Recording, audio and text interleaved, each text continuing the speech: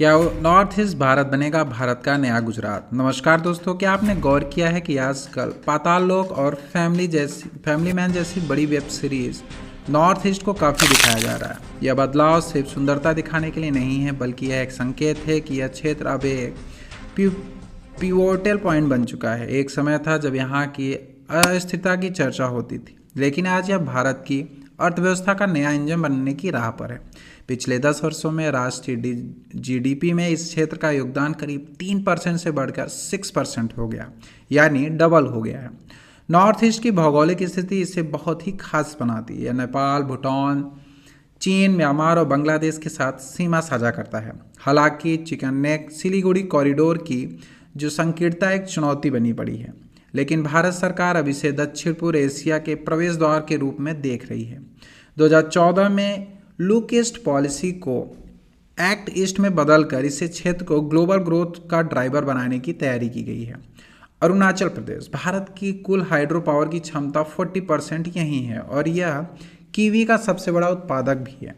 असम की बात करें तो यहाँ पे भारत का करीब 50% चाय उत्पादन होता है। यह नेचुरल गैस का भी बड़ा केंद्र माना जाता है।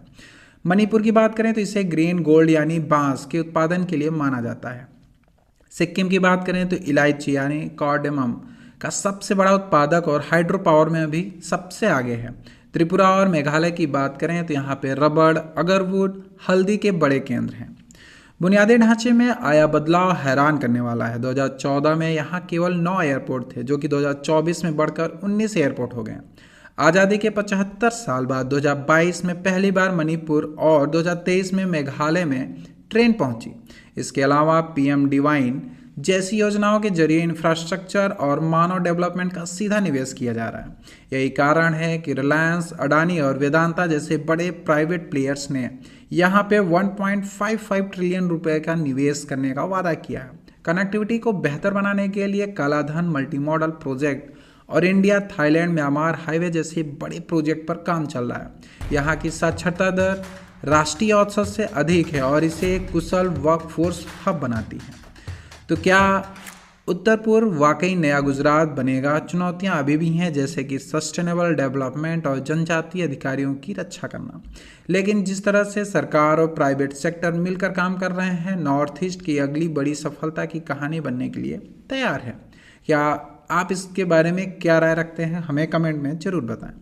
नॉर्थ ईस्ट भारत को एक सोते हुए विशालकाय की तरह समझा जा सकता है। अब वो जग चुका है। जैसे एक पुराने घर को आधुनिक टेक्नोलॉजी और नए रास्तों से जोड़कर उसे एक भव्य व्यापारिक केंद्र में बदल दिया जाता है, वैसे ही नॉर्थ ईस्ट अपनी प्राकृतिक संपदा और नए इंफ्रास्ट्रक्चर के दम पर भारत को नया आर्थिक पावर हाउस